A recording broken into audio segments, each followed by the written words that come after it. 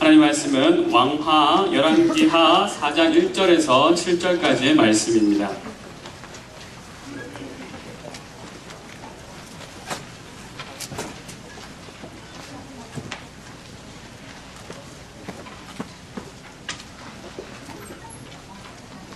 열왕기하 4장 1절에서 7절까지의 말씀. 돌파구가 필요하십니까? 돌파구가 필요하십니까? 라는 제목으로 하나님 말씀을 전하실 텐데요. 열왕기하 4장 1절부터 7절까지의 말씀을 우리가 함께 교독하도록 하겠습니다. 4장 1절입니다. 선지자의 제자들이 아내 중에 한 여인이 엘리사에게 부르짖어 이르되 당신의 종 나의 남편이 이미 죽었는데 당신의 종이 여호와를 경외한 줄은 당신이 아시는 바니이다. 이제 빚준 사람이 와서 나의 두 아이를 데려가 그의 종을 삼고자 하나이다 하니 엘리사가 그에게 이르되 내가 너를 데려오고 하라. 이제 집으로 짓는 집이 일어나라.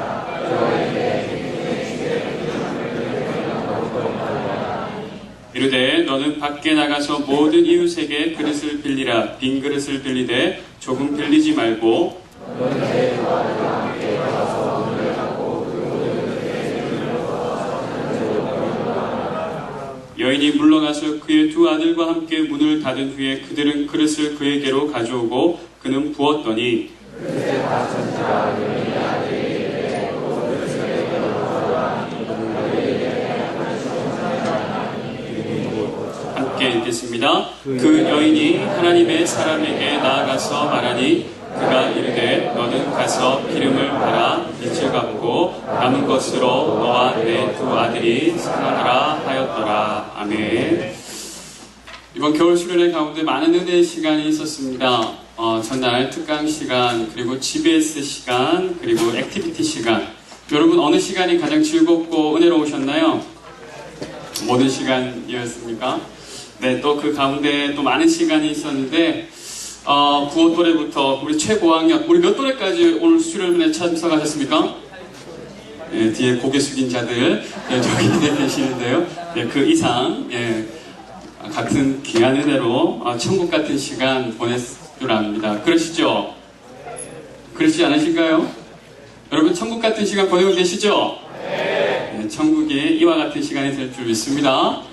그 가운데 우리에게 귀한 말씀으로 천국 같은 시간을 보내게 해주신 우리 김종원 목사님께서 5번의 설교 말씀을 우리에게 전해주셨기에 또 그 은혜가 더욱더 풍성한 줄 믿습니다. 아쉽게도 그러나 오늘이 그 마지막 밤이 되었습니다. 그렇죠. 다시. 오늘 하나님 말씀 더 목사님 모시고 더 한 7박 8일, 9박 10일 정도 수련을 해야 되는데 아멘. 아쉽게도 오늘이 마지막 밤이 되었습니다. 오늘 시간 저희들의 그 귀한 감사한 마음을, 귀한 은혜를 주신 데 대한 감사한 마음을 이후의 시간에 기도의 인도 저희가 계속 기도를 하기 원하시는 마음으로 또 배려해 주셔가지고 먼저 저희가 이 자리에 모시고 감사한 마음을 전달하려고 하는데 여러분 좋으시죠? 좋으시죠? 네, 목사님 올라오실 텐데 우리가 큰 박수로 맞이하도록 하겠습니다.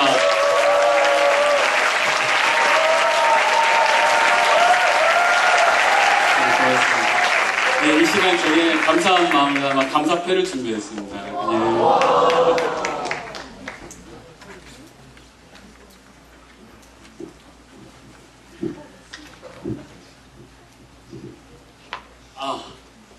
여러분 자리에서 한번 일어나시죠. 우리 감사한 마음을 담아서 다시 일어나셔서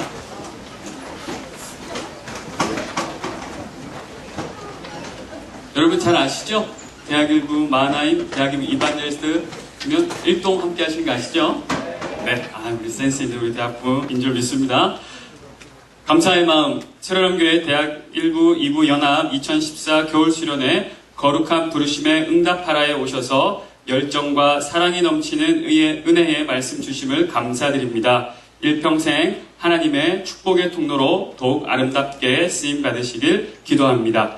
2014년 1월 23일 새로남교회 담임 목사 오종호, 대학일부 마나임, 대학이부 이반젤리스트 1도 드립니다.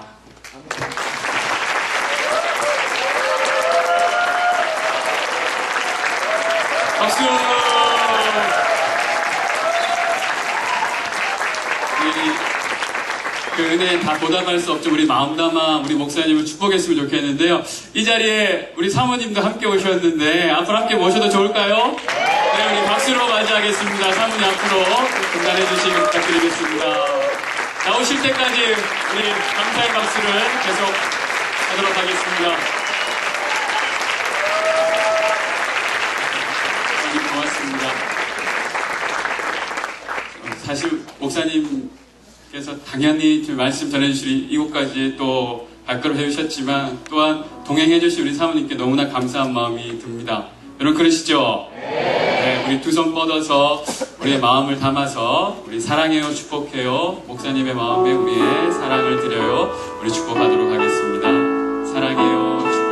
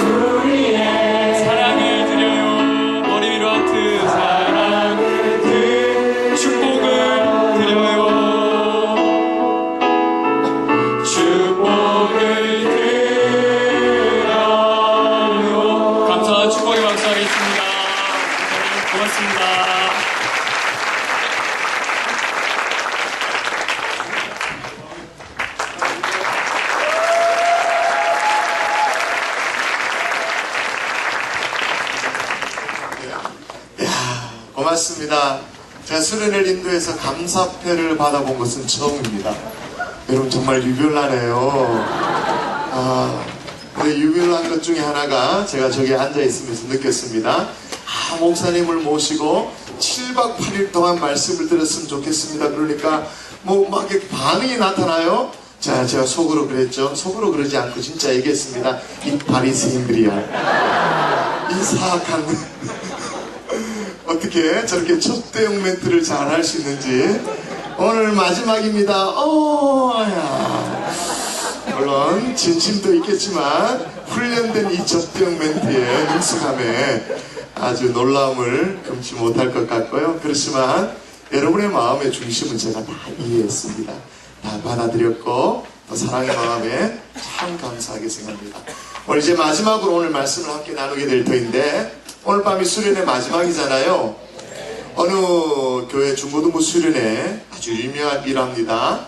마지막 날 수련의 밤이 되었습니다. 마지막 날 수련의 밤에는 좀 자유로운 시간 갖는 게 거의 전통이잖아요. 여러분 교회도 그래요? 오늘 밤이 불타는 금요일은 아니지만 뭐 그에 준하는 그런 시간을 보내나요? 막 이렇게 우리 목사님들 강사님이 들어가서 자라 몇 시까지는 꼭 자야 돼 막 그렇게 해요? 우와 그렇구나. 예. 그러나 참 이 마지막 날 밤은 충분히 기도하는 것도 의미가 있지만 지체들과 함께 펠로십을 즐길 수 있는 그런 시간이 있어 좋잖아요. 이 중고등부 수련회다 보니까 선배가 후배들 데리고 약간의 군기도 잡고 그러면서 이제 뭔가 얼차례도 주고 그런 시간을 갖게 됐는데, 이제 후배들을 공동묘지를 이렇게 도는 담력 테스트를 하게 됐어요. 선배가 후배들에게 보내면서 뭐라고 얘기를 했냐면, 공동묘지에 가서 한 바퀴에 한 명씩 돌러 오는데 뭔가 무서운 기운이 느껴지면 찬양을 하라고 노하우를 가르쳐 줬습니다. 한 아이가 이제 순서가 되었어요. 공동묘지에 혼자 이렇게 막 가는데 뭔가 느껴지는 거예요. 막 겁이 머리가 쭈뼛쭈뼛 서는 거예요. 그런데 진짜로 귀신이 나타난 거예요. 이제 선배가 이제 했던 얘기가 생각이 나지 않습니까? 찬양을 하라고 찬양을 했습니다. 어떤 찬양을 했냐면, 당신은 사랑받기 위해 태어난 사람. 한참 찬양하는데 훌쩍훌쩍 우는 소리가 들려요.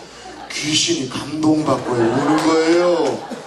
그래가지고 이제 답가를 하는데 어떻게 답가하냐면, 감사해요 깨닫지 못했었는데 내가 얼마나 소중한. 여러분, 귀신도요 사랑받으면 감동할 수 있습니다. 우리 사회에 계신 분과 한번 악수하는데요, 사랑합니다 그렇게 한번 악수하십시다. 사랑합니다, 사랑합니다. 제 마이크 볼륨 조금만 올려주시겠어요? 모니터를 조금만 올려주시면 될 것 같아요. 사랑합니다 인사하셨어요? 앞뒤로도 의자 때문에 걸거치지만 앞뒤로도 한번 손 뻗어서 사랑합니다 악수 한번 하십시다. 사랑합니다, 사랑합니다, 사랑합니다. 정말 기차게 인사는 정말 잘하신다. 야, 정말 잘하는 것 같아요. 그래서 제가 오늘 오전에 태도를 바꿔야 삶이 변화질 수 있다, 달라질 수 있다 라는 말씀을 드리면서 구체적인 적용으로 숙제를 낸 게 있었죠. 오늘 하루 동안 저녁 집회까지 적어도 10명에게 감사의 인사를 하자, 그런 거 있었죠. 숙제 했어요? 했어요? 손. 제가 여러분에게 줄 수 있는 것은 강사 적대요, 뭐죠? 하여튼 이것밖에 없어요. 여러분도 먹는 건가요? 하여튼 제 방에 의전팀이 초콜릿을 줬더라고요. 10명 인사했다. 손 번쩍. 자, 받으세요. 주여, 끝까지 안 날아간다. 자, 받으세요. 또! 예, 우리 사모님에게, 야. 또 하나의 숙제를 했습니다. 이거는 이루어지지 않았습니다. 이번 주일날 이루어집니다. 자, 감사의 표현 방법으로 뭐 하자고 그랬죠? 예, 감사의 물로 이 자리에 적어도 한 300명이 모였으니까 이 300명이 대학부가 말이에요. 각자 그렇지만 이게 다 모아져서 집단적인 감사의 예물을 올려드리면 이 감사의 동조 현상이 일어나서 감사가 또 다른 감사를 불러들이는 그런 역사가 분명히 일어날 텐데, 그게 어떻게 나타나는지 우리가 보자고요. 우리 공동체가 한번 눈으로 목도하자고요. 그걸 하자라고 제가 제시를 했는데 말이에요. 여러분이 강사 입장에서 어제는 여러분이 이렇게 있지 않았죠. 여기 없었죠. 아, 그러니까 저만 있었네. 앞에서 여러분의 표정을 보는 입장에서, 자, 우리가 모두 감사의 예물을 이번 주에 한번 다 같이 올려드리십시다 라고 했을 때 여러분의 표정이 열광적이었을까요? 떨떠름했을까요? 네, 그렇죠? 아주 좀 떨떠름한 표정이었어요. 왜 그럴까요? 돈이니까. 우리는 돈에 늘 약하기 때문에 그래요. 그래서 오늘 저는 이렇게 본격적인 말씀을 나누기 전에 이 돈과 관련된 얘기를 좀 먼저 얘기하고 오늘 이 돌파구에 대한 말씀을 좀 나누도록 할게요. 왜냐하면 이 돈 문제는 굉장히 시리어스한데요. 그래서 이런 실없는 얘기도 있잖아요. 여러분, 아저씨들이 좋아하는 돈이 있답니다. 아십니까? 아저씨들이요? 아주머니, 그죠? 언제나 쑥스러운 돈이 있답니다. 에그머니랍니다. 그리고 소매치기가 훔친 돈이 있답니다. 그게 슬그머니래요. 며느리들이 싫어하는 돈은 뭘까요? 그렇지. 언제나 가슴 아린 것이 있답니다. 그건 뭘까요? 머니. 실없는 얘기죠. 여러분이 협조해 주셔서 반응이 일어나고 있습니다만은 이게 지금 굉장히 수습을 해야 되는 상황이라는 걸 저는 잘 알고 있어요. 근데 여러분, 헌금 문제를 한번 짚고 넘어가 보십시다. 성경 펼쳐볼까요? 누가복음 21장. 누가복음 21장. 누가복음 21장에 보면 부자도 헌금을 하고 가난한 과부도 헌금을 합니다. 근데 여러분, 오늘 본문 누가복음 21장 1절 2절을 보십시다. 형제가 먼저 1절, 그 다음에 자매가 2절. 시작.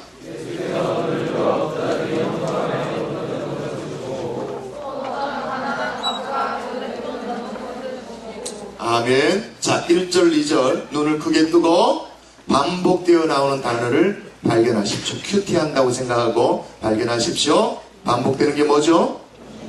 예, 보시고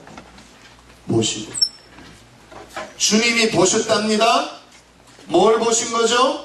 헌금함에 헌금을 넣는 것을 보시고, 가부가 두 렛돈을 넣는 것을 보시고, 부자도 헌금함에 헌금을 넣었습니다. 가난한 가부도 헌금을 넣었습니다. 그리고 1절 2절 마지막에 보니까 예수님께서 부자와 가부의 헌금을 똑같이 보셨다, 그렇게 기록하고 있습니다. 근데 이게 그냥 보신 것이 아니죠. 1절에 보니까 어떻게 나와? 예수께서 눈을 들어. 이 말이 무슨 말인지 아십니까? 그냥 어쩌다가 이렇게 제가 여러분 앞에 쭉 보잖아요. 쭉 보다 보니까 누가 보였다, 이게 아니에요. 스쳐 지나가 보는 게 아니고 어떻게 보는 거예요? 보려고, 정확하게 보려고 의도를 가지고 딱 보는 거를 얘기하는 거예요. 예수님께서 정확하게 주목하여서 보시는 겁니다. 여러분, 헌금 생활이 왜 중요해요? 왜 너무나도 중요해요? 우리 주님이 주목하여 보시기 때문에. 아멘이 잘 안 나오죠. 주목하여 보고 계시기 때문에. 그럼 왜 우리 주님은 주목하여 보실까? 왜 계속 주목하여 보시면서 카운터를 하고 있을까? 생각해 보셨어요? 우리 주님이 만일 우리처럼 장난스럽게라도 아니면 마음의 심중을 드러내면서 말씀을 하신다면 어떤 말씀을 하실까요? 야, 이놈들아, 나는 안 속는다. 너희들의 말에 안 속는다. 너희들의 슬로건에 안 속는다. 거룩한 부르심에 응답하라. 거룩한 부르심 응답하라. 응답하라. 그렇게 쇼한다고 나는 안 속는다. 너희들의 중심이 어디 있는지 나는 보고 싶다. 정확하게 보고 싶다. 그래서 주목하여 보는 거예요. 그래서 여러분, 재정경제 전문가라고 말할 수 있는 하워드 데이톤이 그런 얘기했습니다. 성경에 기도에 관한 구절은 500구절밖에 되지 않는데 이 돈에 대한 구절은 2350구절. 기도가 500, 돈에 대한 얘기가 2350구절이 우리에게 시사하는 바가 뭔지 대답해야 할 것이다, 그렇게 말했어요. 네, 여러분, 여기에서 본다는 건요, 어떤 신적인 능력을 가지고 보는 그런 봄이 아닙니다. 통찰력을 가지고 보는 게 아니에요. 어떤 보는 거예요? 이렇게 보는 거야. 아유, 잘생겼네. 이렇게 보는 거야. 우리 대학교 어떤 지체들이 있을까? 이렇게 보는 거예요. 진짜 보는 거예요. 자, 그렇게 보는데 예수님이 왜 보실까요? 제가 아까 안 속는다 그랬죠? 뭘 보고 싶을까요? 그런 홀리한 얘기하지 말고 진짜를 얘기하세요. 성경에 있는 그대로 얘기하세요. 제가 내려가면서 한번 여러분에게 물어볼게요. 왜 보실까요? 1절 2절을 잘 보세요. 다시 한번 1절 2절 읽어볼까요? 시작.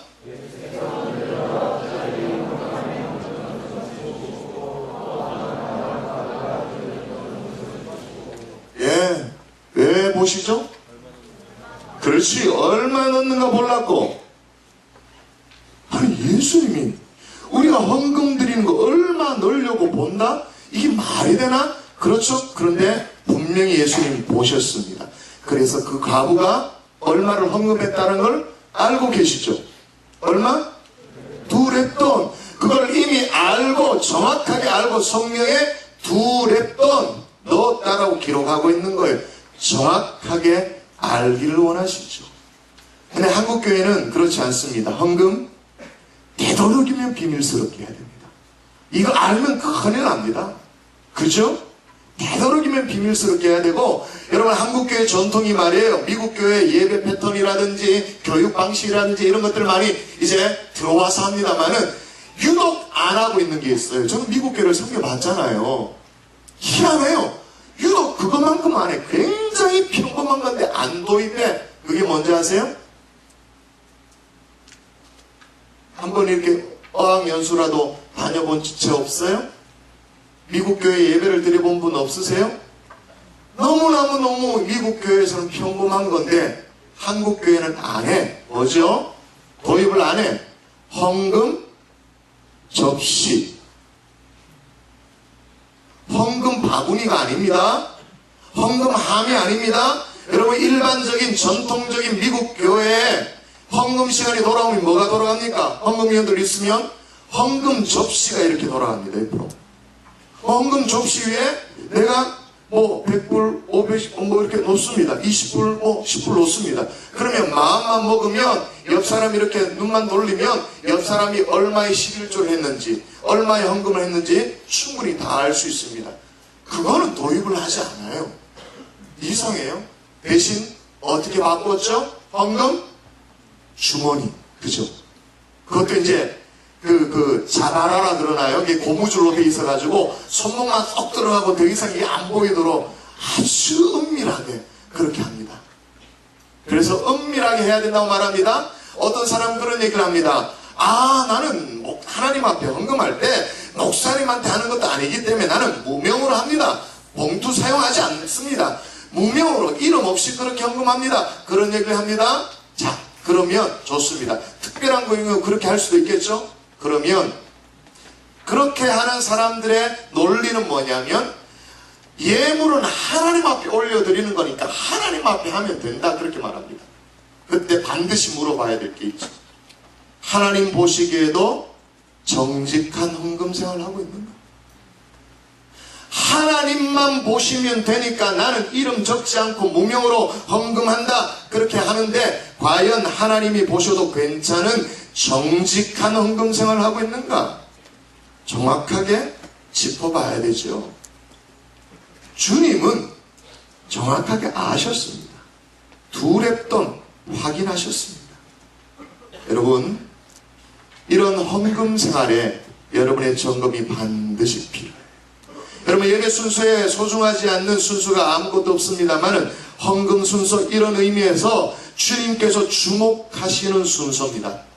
예배 순서 가운데 어줍잖게 지나가야 될 순서가 아니고 난처하게 지나가야 될 순서가 아니고 여러분 대학부에 또는 사부 예배에 헌금 순서가 예배 중간에 들어있습니까? 들어오면서 헌금을 합니까? 어떻게 되어져요? 들어오면서 하죠. 그러면 그건 더 악수입니다. 왜 악수냐? 예배 순서 한가운데 헌금 순서가 있으면 예배 순서 중에 하나인 줄 알고 그래도 참여합니다. 그런데 들어오면서 헌금을 하니까 지나치는 사람이 있습니다. 해도 그만 안 해도 그만입니다. 그게 뭔가 의미 있는 시간을 생각하지 않습니다. 그렇기 때문에 더 어쩌면 교육적으로 나쁠 수가 있죠. 어쨌든 간에 여러분이 헌금 앞에 딱 섰을 때 어떤 마음으로? 주님이 주목하여 보시는 마음으로 헌금에 임할 수 있기를 주의 이름으로 부탁드립니다. 이런 분이 있을 거예요. 목사님 난 지금 아직 대학생입니다. 부모로부터 용돈 받고 삽니다. 용돈 받으니까 헌금 생활 제대로 해야 되지. 용돈 받으니까 11조 제대로 해야 되지.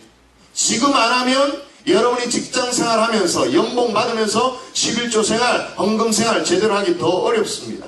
지금 용돈 받을 때부터 정확한 온전한 11조, 온전한 헌신 하나님 앞에 올려드릴 수 있어야 돼요. 여러분 멤버였나요? 지민양?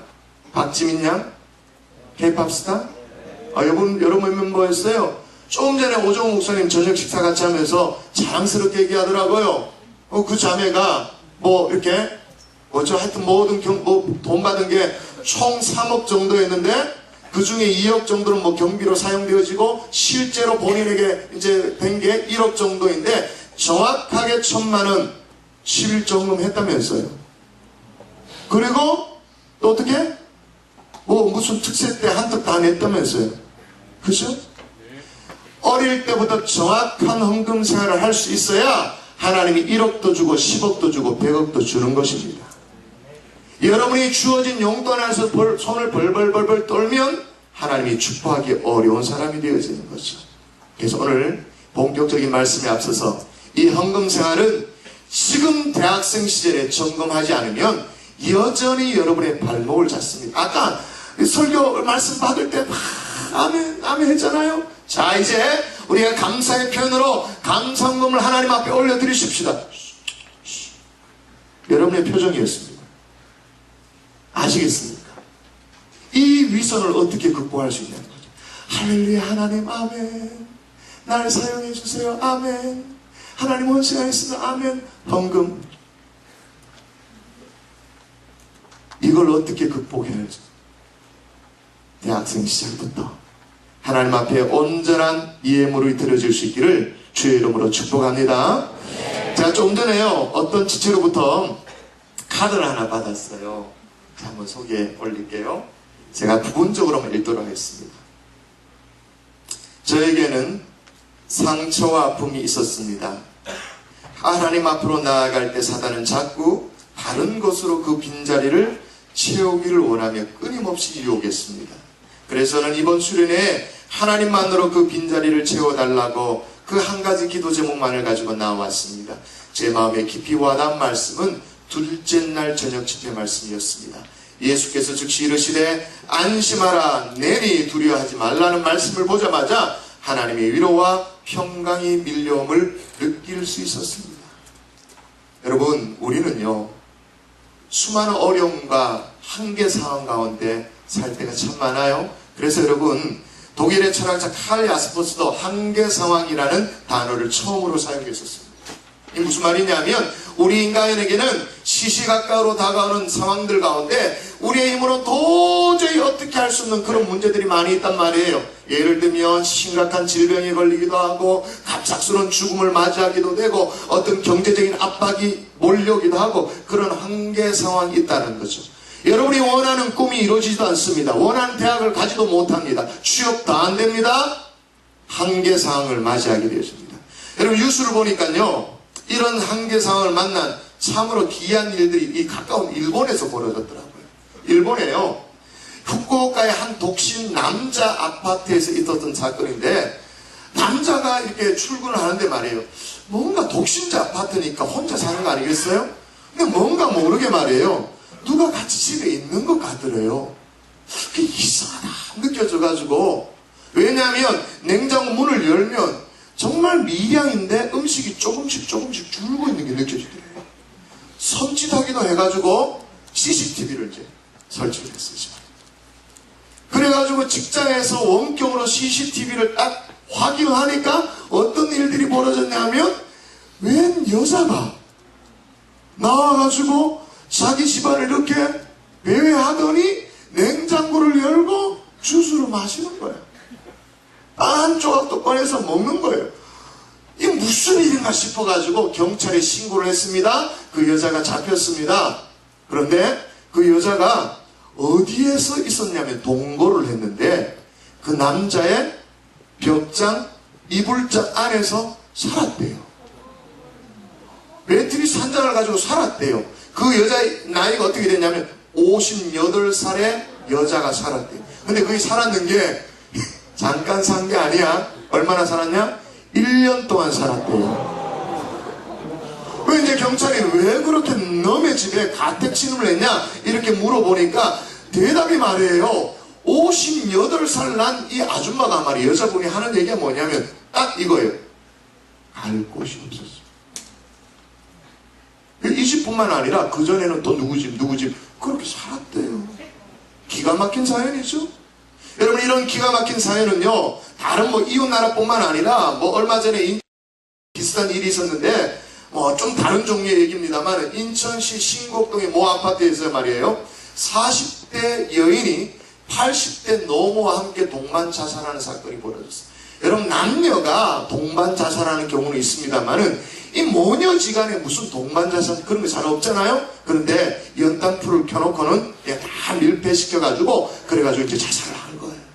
알고 보니까 특별한 직업도 없이 결혼도 못했는지 안 했는지 그렇게 되고, 거기다가 뇌졸주를 안고 있는 이 어머니를 모시고 살던 중에 극심한 생활고를 보증금 1,000만원에 월세 55만원 그게 7달째 밀려가지고 주인으로 계속 독촉을 받으니까 이 스트레스가 되는 거예요.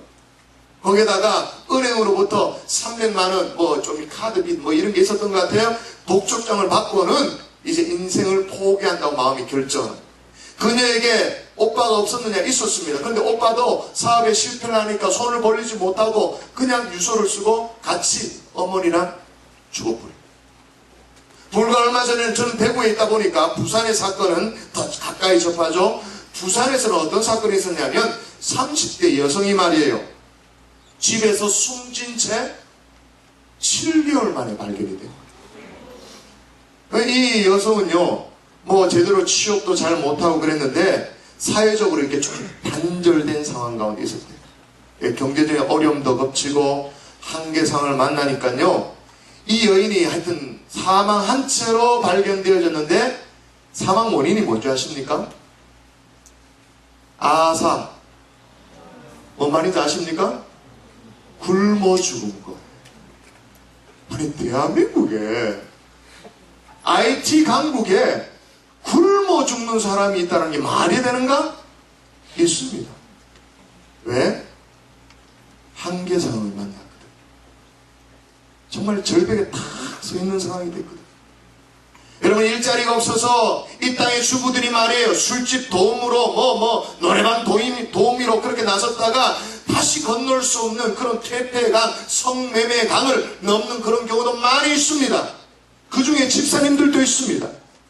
이 땅의 젊은이들이 말이요, 정말 푸르고 푸른 꿈을 불태우고 그렇게 살아야 되는데, 그저 취업만 걱정하고 스펙만 걱정하는 정말 꿈이 꺾이고 날개가 꺾인 그런 젊은이들이 너무나도 많아요. 여러분, 돌파구가 필요하다고 생각지 않으세요? 탈출구가 이 나라 가운데, 이 민족 가운데, 여러분의 생애 가운데 나는 좀 필요하다, 그렇게 느끼지 않으세요? 아까 대표 기도할 때 그렇게 기도하대요. 배 밖으로 나오게 하여 주시옵소서. 어떤 의미에서 돌파구가 필요하다, 그 말인 것입니다. 여러분, 오늘 본문의 이 여인, 한계상을 맞이했습니다. 한계상을.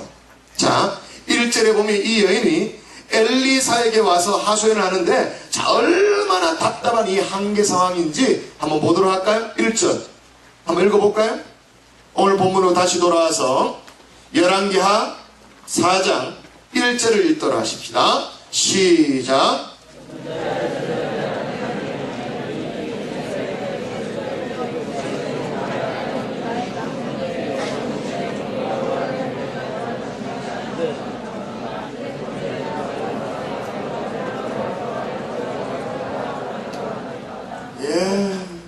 피눈물을 쏟을 수밖에 없는 그런 상황이죠.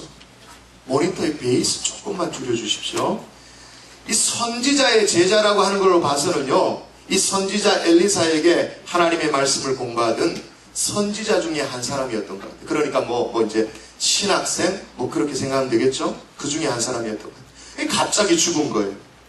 사인이 뭔지는 잘 모릅니다. 근데 하여튼 졸지에 남편을 잃은 이 부인이 말이에요, 엘리사 앞에 달려나와가지고 울부짖습니다. 선생님의 제자였던 제 남편이 죽었습니다. 하나님을 경외하던 하나님의 사람인데 죽었습니다. 근데 이제 두 아들밖에 남지 않았는데 빚쟁이들이 달려와가지고 이건 그냥 종으로 내줘야 될 그런 판입니다. 어쩌면 좋겠습니까? 막 그렇게 하고 있는 거예요.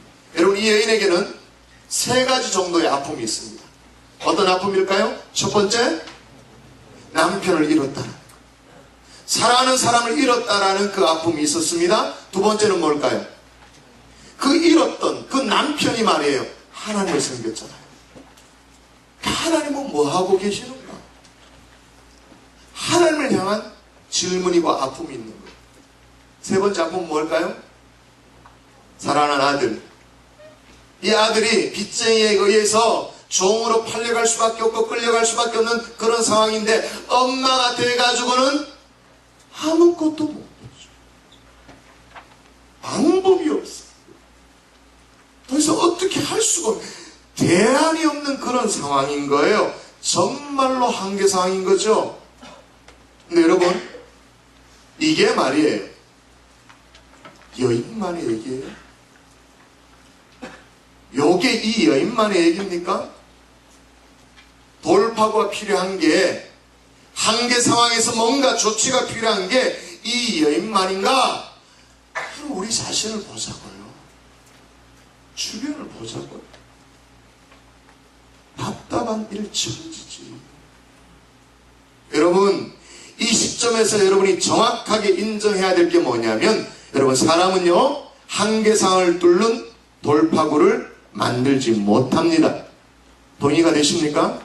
사람은 한계상을 뚫어내는 그런 기적 만들어내지 못합니다. 이거 인정하셔야 됩니다. 사람은 돌파구 어렵습니다. 못합니다.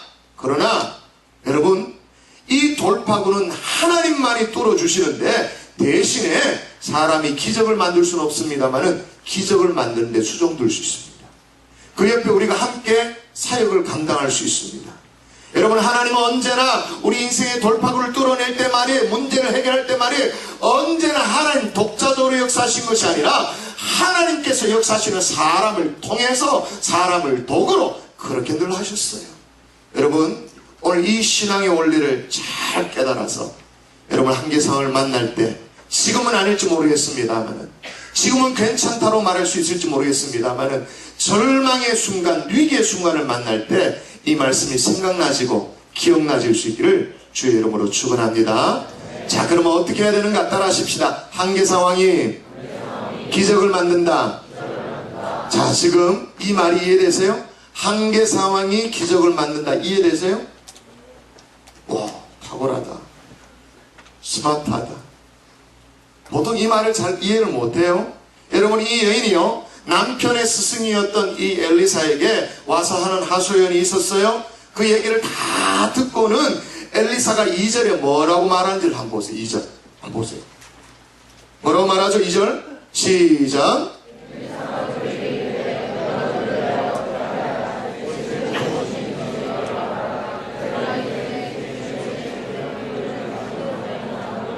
아멘. 내가 너를 위하여 어떻게 하랴. 근데 저는 이게 굉장히 희한한 거죠. 저는 이게 미망인이 된 이 여인에게 엘리사가 하는 그런 얘기로만 들리지가 않는 거예요. 이건 마치 어느 한계상을 만났는데 하나님의 사람들, 하나님의 백성들을 향한 하나님의 음성인 것 같아. 내가 너를 위하여 어떻게 하랴. 내가 너를 위하여 뭘 해주랴. 어떻게 하랴. 여러분, 오늘 이 시간에 혹시나 위로가 필요한 영혼들이 있다면 이게 정말로 주님의 음성으로 들려줬으면 좋겠습니다.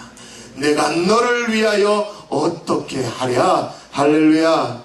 하나님은 곧잘 정말 인생의 막다른 골목에서 기적을 베푸십니다. 왜 그럴까요? 막다른 골목에서 기적을 베푸십니다. 왜 그럴까요? 잘 나갈 때는 그렇지 않습니다. 기고만장할 때는 하나님은 오히려 잠잠하십니다. 어떤 역사도, 어떤 말씀도, 어떤 기적도 일으키지 않습니다. 왜? 왜 그렇습니까?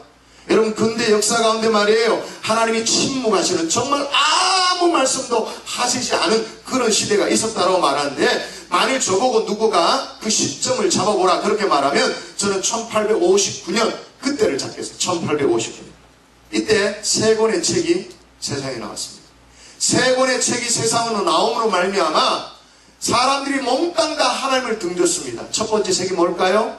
저는 생물학자라 얘기했습니다. 어떤 책일까요? 1859년 찰스 다윈의 종의 기원. 그 책이 나옴으로 말미암아 하나님은 더 이상 창조주가 아닌 거예요. 우리는 어떻게 된 거예요? 지대로 어떻게 되다 보니까 원숭이에서 뭐 쪼쪼쪼쪼 해서 사람 되었다.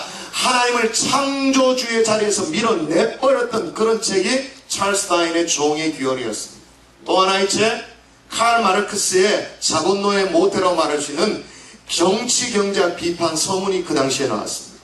한마디로 이 책에는 뭐라고 말하냐면, 여러분 들어보셨을 거예요. 종교는 환상적인 행복으로 인간을 기만하는 민중의 악편에 불과하다. 종교를 떨어뜨렸어요. 찰스 다윈의 종의 기원은 하나님을 창조주 자리에서 밀어냈습니다. 그 다음에 종교를 인민의 악편의 수준으로 떨어뜨렸습니다. 세 번째 책이 뭐냐면 인문학계의 기념비적이라고 말하긴 합니다만은 사무엘 스마일즈의 자조론이라는 책입니다. 영어로 말하면 셀프 헬프죠. 스스로 돕는 것은 가장 강력한 힘이다. 이 세 권의 책이 말이에요, 온 지구상의 인류의 관심을 하나님에게서 사람에게로 돌려놔버렸어요. 그러면서 하나님을 밀어내버렸어요. 신은 그냥 없는데 말이에요. 여러분 그런 생각 해보지 않았어요? 여러분, 하나님이 혹시나 여기 김종원 목사를 필두로 해가지고 진재민 목사님, 우리 강동사님 해가지고 이 자리에 모이는 이 300명의 어중이 떠중이들이 다 모여가지고 하나님 안 계신데 우리끼리 단합을 하는 거예요. 자, 하나님 있다고 가정을 하자. 그러니까 하나님 있다고 생각을 하고, 그리고 우리의 믿음을 투영시키자. 비싼 게다 쌍시오 세게 하고 그래 하자. 그리고 주님 절대 쫙 잡고 미친듯이 그렇게 하자. 그러면 신앙이 생기는 거야. 여러분, 믿음이 그런 건가요? 실존이 없는데 허상을 붙들어 놓고 거기에다가 뭔가 우리의 마음을 투영해가지고 그렇게 믿는 척 하는 것, 믿는다라고 우리 스스로 다짐하고 이렇게 서로 약속하고 그런 것이 믿음인 거예요? 아니죠. 그렇죠? 근데 사람들은 그렇게 생각하기 시작한 거예요. 그러면서 점점 사람이 높아졌습니다. 사람이 기고만장했습니다. 교만이 머리끝까지 차게 됐어요. 그래서 하나님을 밀어냈습니다. 하나님을 밀어낸과 동시에 뭐를 밀어낸지 아십니까? 하나님이 우리 인생에게 주시는 돌파구도 같이 밀어냈어요. 하나님을 창조주 자리에서 밀어낸과 동시에 우리 인생에 허락할 수 있는 기적들도 똑같이 발로 걷어차 버렸어요. 그러니까 은혜도 기적도 더 이상 존재하지 않죠. 하나님만 밀어낸 게 아니에요. 여러분, 출애굽한 이스라엘 백성들 여러분 기억하십니까? 홍해가 언제 갈라졌어요? 홍해가 언제? 모든 인간적인 것을 포기했을 때, 한계서만. 여러분, 어쩌면 여러분의 인생 가운데 지금 만나고 있는 이 위기, 이 절망, 이 어려움, 이거는 어쩌면 하나님 앞에 무릎 꿇을 수 있는 절호의 기회가 되는 줄 믿습니다. 우리의 교만의 목을 완전히 꺾어버리고 하나님 앞에 다 무릎 꿇을 수밖에 없는 그런 절호의 찬스가 우리가 만나고 있는 위기라는 사실을 기억할 수 있기를 바랍니다. 근데 어떤 의미에서 부모님이 돈 좀 덜 벌어줘야 돼. 좀 사업도 망해야 돼. 제가 우리 아버지 얘기했나요? 저희 아버지는 사업이 직업을 몇 번 바꾸셨냐면 9번을 바꾸셨어요. 9번 직업이 바뀌어졌다는 뜻은 무슨 의미일까요? 8번 망했다. 야, you are so smart. 야, 8번 망했다는 뜻이에요. 여러분, 8번 망하니까요, 한계 상황을 딱 만나니까 자기 엄청나져요. 어린 시절에 참 가난했었거든요. 친구가, 제가 어제 그저께 얘기했죠. 현종원이라는 친구, 우리 집에 놀러 왔어요. 놀러 왔는데 그 당시에 라면이 100원인가 뭐 110원인가 그랬거든요. 라면 한 봉지에. 라면 한 봉지를 끓여주셨어요. 상상이 안 되죠. 아무리 집안에 굴러다니는 동전을 다 모아도 110원이 안 되는 거예요. 친구가 집에 놀러 왔는데 때가 됐는데, 식사 때가 됐는데 라면 한 봉지를 끓여줄 수 없는 상황이 됐어요. 그런 한계 상황을 딱 만나니까요, 사람이 얼마나 겸손해지는지, 얼마나 낮아지는지 몰라요. 여러분, 예수님의 공생의 첫 번째 기적 아십니까? 아시죠? 가나 혼인잔치에 물이 변하여 포도주 되는 사건. 여러분, 그때 물이 변하여 포도주가 되는 이 기적도요, 언제 일어났냐면 요한복음 2장 3절에 보면 이렇게 나옵니다. 포도주가 떨어진지라 예수의 어머니가 예수께 이르되 저들에게 포도주가 없다 하니, 어떤 타이밍? 포도주가 떨어지는 타이밍, 넘치는 타이밍이 아니에요. 모자르는 그 타이밍 때 하나님께서 물이 변하여 포도주가 되어지는 기적을 일으켜 주신 것입니다. 그러므로 한계 상황은 기회인 거예요. 그러므로 위기는 기회인 거예요. 절망이 없다면 다른 말로 뭐도 없는 거예요? 기적도 없는 거지. 한계 상황을 만나지 않았다? 기적도 없지. 딱 이거 생각하면 돼요. 물이 변화에 포도주가 됐는데 포도주가 없어야 물로 포도주를 만들 거 아니에요. 근데 포도주가 넘쳐나. 그럼 물이 변화에 포도주 될 일도 없지. 우리 생애 가운데 어려움을 당해요? 기적이 나타날 순간이 되어 오는 거죠. 근데 우리 삶에 내가 생각해도 다 괜찮아. 기적도 없는 거죠. 네, 여러분 스스로 쏟고 있는 겁니다. 여러분, 다 한계 상황 속에 살고 있는데 나는 괜찮다고 우리 스스로를 죄내하고 있는 거예요. 괜찮아 쏟지마, 말려들지마, 말씀 듣지마, 설득당하지마, 계속 쏟고 있습니다. 그래서 나는 괜찮아, 아무 시도하지 않죠. 그러나 여러분, 한계 상황을 만나지 않는 그런 사람 한 명도 없어요. 여러분, 우리의 교만을 내려놓고 주님 앞에 더 엎드릴 수 있는 기회라는 사실을 여러분 기억할 수 있기를 주의 이름으로 축원합니다.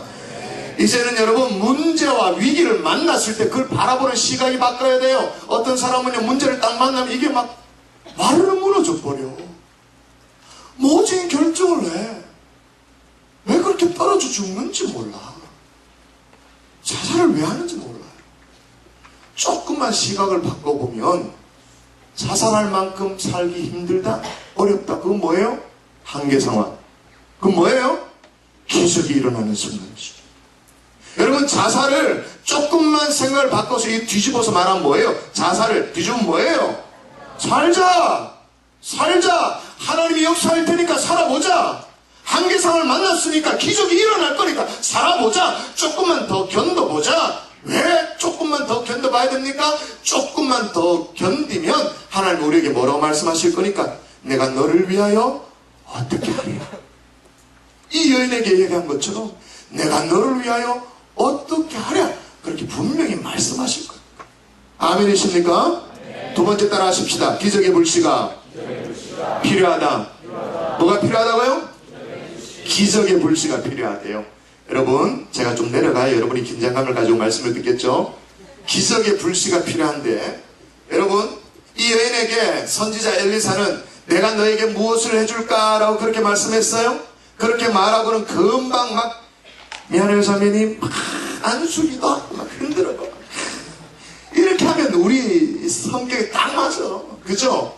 금방 뭔가 역사를 일으켜 주셔야 되는데 여러분 성경으로 확인하십시다. 엘리사가 어떻게 했는지를 보도록 하십시다. 자 2절 볼까요? 2절 똘똘 하십시다. 한 번만 더 형제들이 한 번 더 똘똘 하십시다. 시작.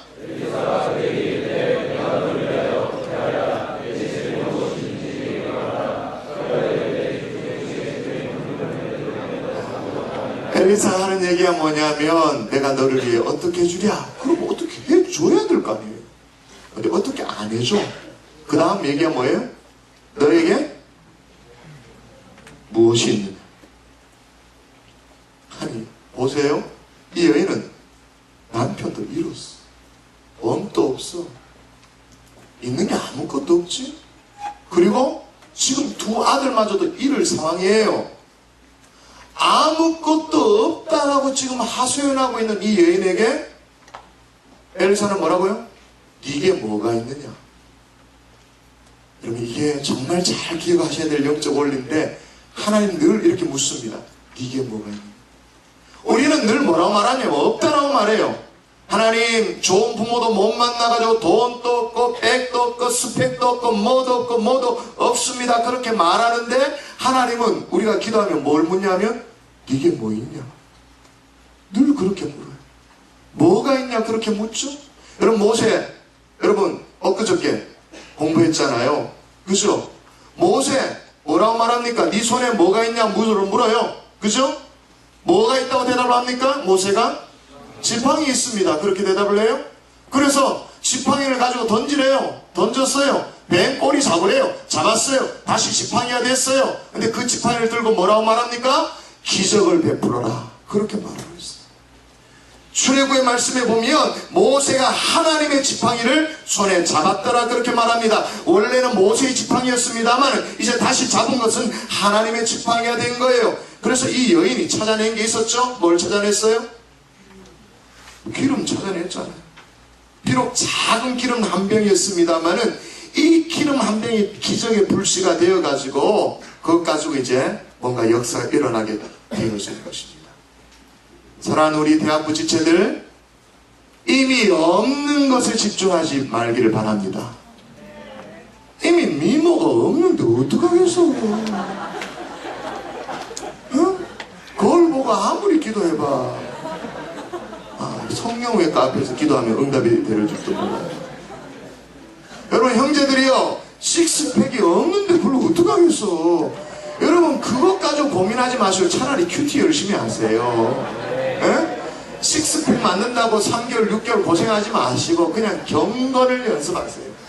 육체의 연습은 약간 유익이 있지만 경건의 연습은 내생과 현생과 내생에 유익하다 그렇게 말했습니다. 그죠? 없는 것 집중하지 마시라니까요. 있는 것에 집중하셔야 되는데 우리 늘 없는 것에 집중하는 경향이 있어요. 여러분, 늘 없는 것에 집중하셨던 한 여인이 있었습니다. 이 없는 것 때문에 삶을 너무 비관했던 여인이 있었어요. 그래서 그 나이 18살에 어머니가 죽은 거예요. 늘 자기가 이해를 해주고 자기를 용납해줬던 어머니가 죽고 난 이후에 세상 살 맛이 없어졌어. 그래가지고 달려오는 기차에 말이에요, 자기 몸을 던져버렸어요. 근데 죽었으면 다행인데 말이에요. 죽었으면 다행이다 그러면 안 되지.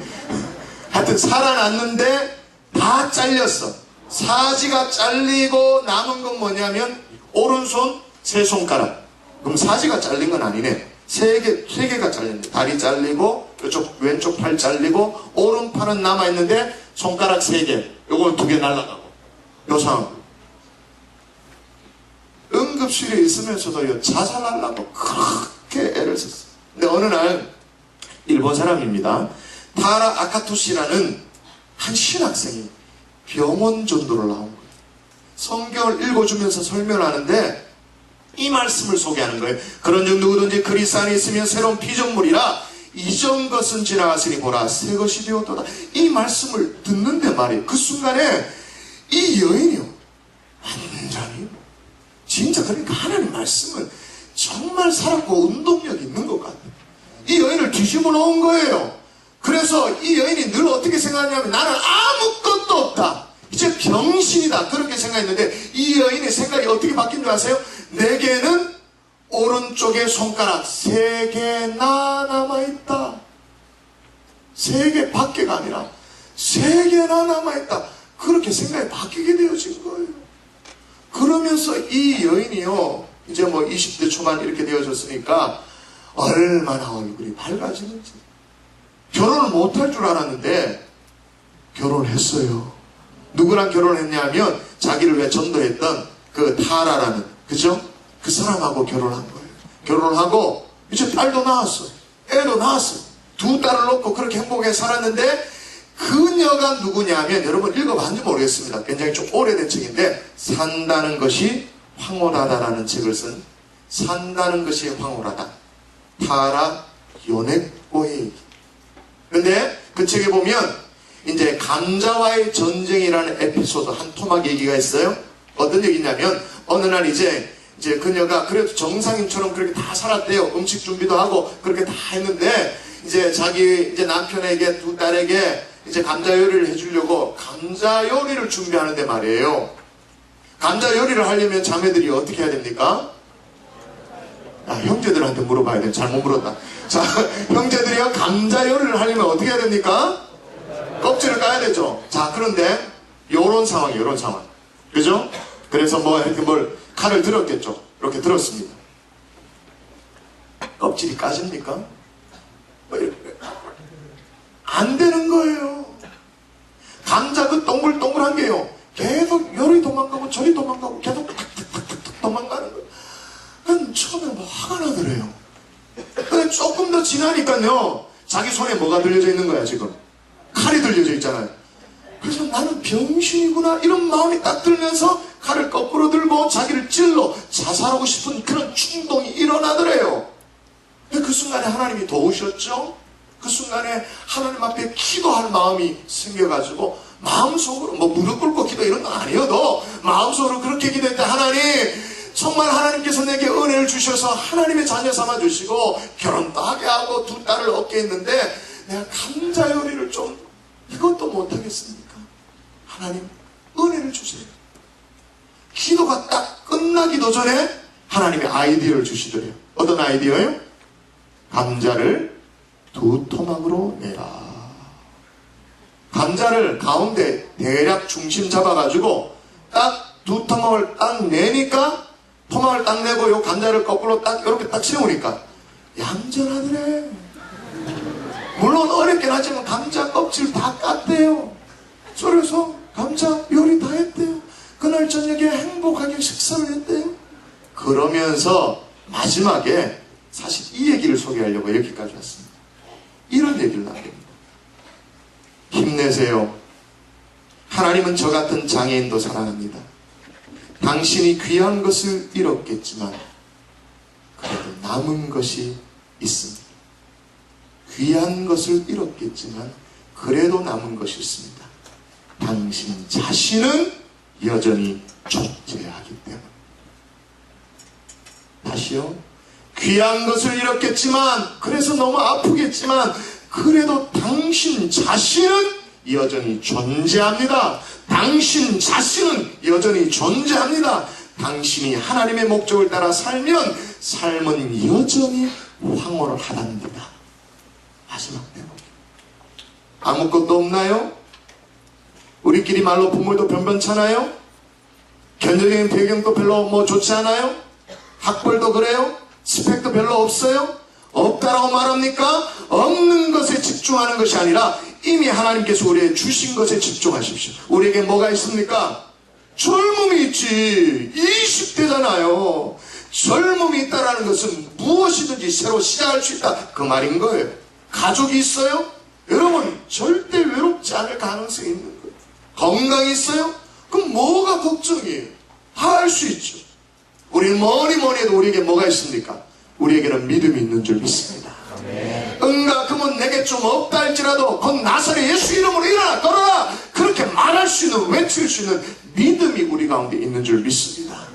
다시 말씀드립니다. 우리에게 없는 것 때문에 주눅 들지 마십시오. 풀죽어 있지 마십시오. 세상 끝난 것처럼 그렇게 하지 마십시오.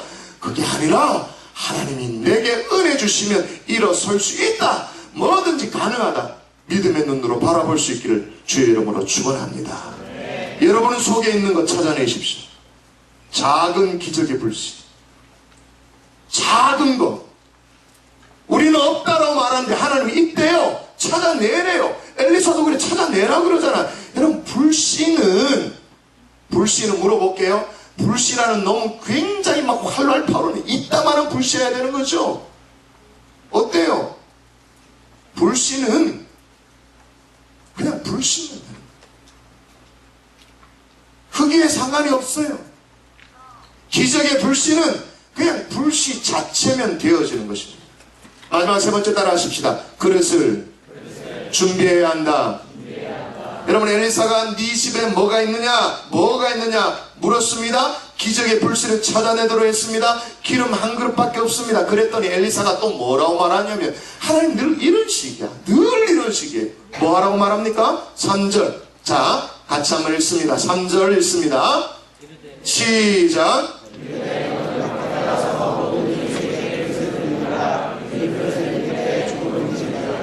예, 그릇을 준비하래요. 여러분 다시 확인하는데요, 기적은 우리가 일으키는 게 아닙니다. 아멘이십니까? 네. 돌파구는 우리가 뚫어내는 게 아니에요. 이거는 하나님이 뚫어내는 것인 줄 믿습니다. 기적은 하나님이 일으키는 것인 줄 믿습니다. 그런데 여러분 기적을 담아내는 그릇은 누가 준비하는 거예요? 내가. 기적을 담는 그릇은 언제나 우리가 준비하는 거예요. 내가 준비해야 되는 거예요. 그래서 엘리사도 라고 말하는데, 근데 엘리사가 당구장 표시 딱 하고 이제 주의사항을 얘기하죠. 빌리되 어떻게 빌리지 말고, 예, 3절 제일 마지막에 나옵니다. 조금 빌리지 말고. 왜 이런 주문을 하는지 우리는 본문을 읽어봤기 때문에 알아요. 6절에 보니까 금방 알죠. 동네를 돌아가면서 그릇을 싹 다 빌렸어요. 빌린 그릇에 말이에요, 이 기적의 불씨가 되어지는 이 작은 기름 있잖아요. 그걸 이제 부었습니다. 부었는데 이게 끝나지가 않아. 그치지가 않아. 떨어지지가 않아. 부으면 이게 끝나야 되잖아. 이게 안 끝나. 또 다른 그릇, 또 다른 그릇, 또 다른 그릇, 계속. 근데 언제 그쳤더라? 6절 제일 마지막에 보십시다. 뭐라고 말합니까? 6절에 보면 이렇게 말합니다. 다른 그릇이 없나이다 하니 기름이 곧 그쳤더라. 뭐만큼 하나님의 기적? 준비한 그릇만큼. 네. 하나님이 능력이 없어서 여러분의 생을 뒤집지 못하는 게 아니에요. 그릇이 준비 안 돼 있으니까. 담아낼 그릇이 없으니까. 담아낼 믿음이 안 돼 있으니까 하나님의 여러분의 생을 뒤집지 못하는 것이에요. 우리의 책임은 뭐냐면 그릇 준비하는 거예요. 그릇을 마음껏 준비하는 거예요. 여러분 어떤 그릇 준비해야 될까요? 저는 아무리 생각해도 우리가 할 수 있는 것은 믿음의 그릇 준비하는 것인 줄 믿습니다. 우리가 할 수 있는 것은 기도의 그릇을 준비하는 것인 줄 믿습니다. 여러분 시편 81편 여러분 10절 말씀 한번 또 읽도록 하십시다. 본문 표시를 해놓고 한번 또 가도록 하십시다. 시편 81편 10절 뭐라고 말하는지 확인하도록 하십시다. 81편 10절 시작. 나는 너를 애굽 땅에서 인도하여낸 여호와 내 하나님이니 내 입을 크게 열라 내가 채우리라 하였으나 이 무슨 말입니까? 나는 너를 애굽 땅에서 인도하여 낸 여호와 내 하나님이다. 그 말은 뭐예요? 너는 마귀 새끼였는데 원래 마귀의 종노릇하는 자들이었는데 내가 너희를 억지로 끌어내었다. 그게 나다. 그렇게 얘기하는 거잖아요. 그 다음 뭐라고 말합니까? 뭐라고 말해요? 내 입을 크게 열라 내가 채우리라. 누가 채운다고요? 내가 하나님이. 니는 할 일이 뭐예요? 입을 열어라. 어떤 사람 그런 사람 아이고 또 목사 또 그 얘기하네 기도하라는 얘기하네. 그런 분 있을지 몰라요? 또 재방송한다 입을 열어라 기도해라 그런 얘기 할지 몰라요? 여러분 기도의 입을 연다라는 것 목사가 늘 뻔한 얘기한다. 새벽에 기도하라는 얘기구나. 새벽 기도하라는 얘기구나. 요즘 같은 추운 날씨에 어떻게 그 새벽이 쉽나요? 그렇게 얘기할 사람이 혹 있을지 몰라요? 쉽지 않죠. 새벽을 깨워서 늘 정기적으로 기도한다는 것. 솔직히 한번 볼까요? 이 여인이 그릇을 빌리는 것이 쉬웠을까요? 어려웠을까요? 왜 어려웠죠? 네? 가난했으니까. 또요. 과부였으니까. 또요. 그렇지. 이미 빚이 있으니까.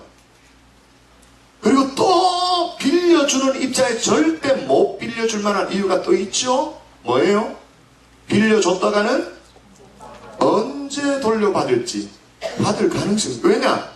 이 빚덩이에 올라왔다는 걸 다 아니까. 그래서 아들까지도 이제 줘야 된다는 걸 다 아니까. 그릇 빌리는 게 쉬웠을까요? 근데 또 이 당시에 그릇이 뭐예요? 우리처럼 막 이런 거 뭐 셌고 PT병 이런 거 셌고 그릇 셌습니까? 이 당시에 그릇은 뭐예요? 이 당시에 그릇은 우리의 말로 이해대로 말하면 유물이잖아요. 그렇죠? 이 당시에 그릇이 뭐 이런 게 있는 게 아니잖아요. 그릇 하나가 그 집안에 그릇이 하나 있을까 말까? 그렇죠? 유물 수준 아닙니까? 이 당시는 도자기 그거 하나 있을까 말까? 그걸 빌리는 게 쉬웠을까 어렵을까? 어렵지. 기도하는 게 어려워요. 입을 여는 게 어려워요. 어려우면 맞아요. 그렇지만 내 삶이 더 답답해. 내 한계 상황이 더 절박해. 그러니까 기도할 수밖에 없는 거예요. 기도의 그릇을 준비할 수밖에 없는 거예요. 그러면 기도의 그릇 준비한 만큼 하나님이 부어주시는 줄 믿습니다. 아무리 힘들어도 하나님 앞에 헌신을 할 수 있기를 바랍니다. 아무리 힘들어도 기도의 자리만큼은 여러분이 고수할 수 있기를 주의 이름으로 축원합니다. 여러분 분명합니다. 하나님이 하실 일이 있고 내가 할 일이 있어요. 하나님은 우리더러 말이에요. 기적을 일으켜라 말하지 않아요.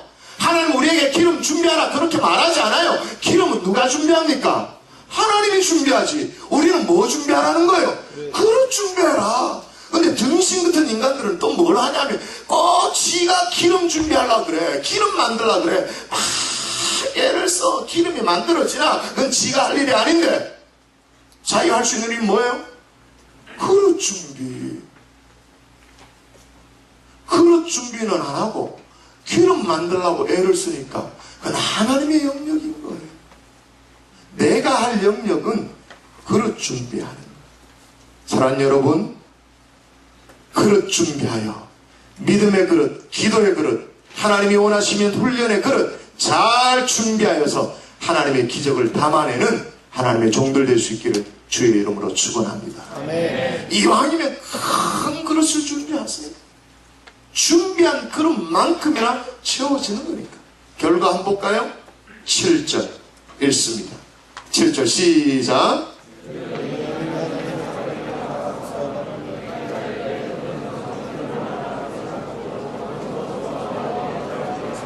예, 기름을 팔아 빚을 갚고 남은 것으로 너와 내 두 아들이 생활하라. 빚 갚는 것으로 끝나는 게 아니에요. 너와 두 아들이 생활하라. 풍성한 삶, 윤택한 삶, 복된 삶을 살도록 하나님께서 길을 열어주시는 거예요.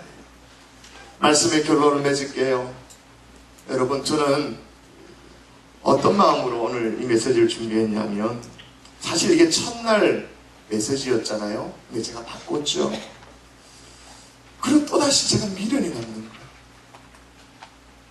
우리 청년들에게, 우리 새로운 대학부 학생들에게 이 메시지가 과연 필요할 것 같은데 어떻게 하면 좋을까 고민하면서 올라왔어요.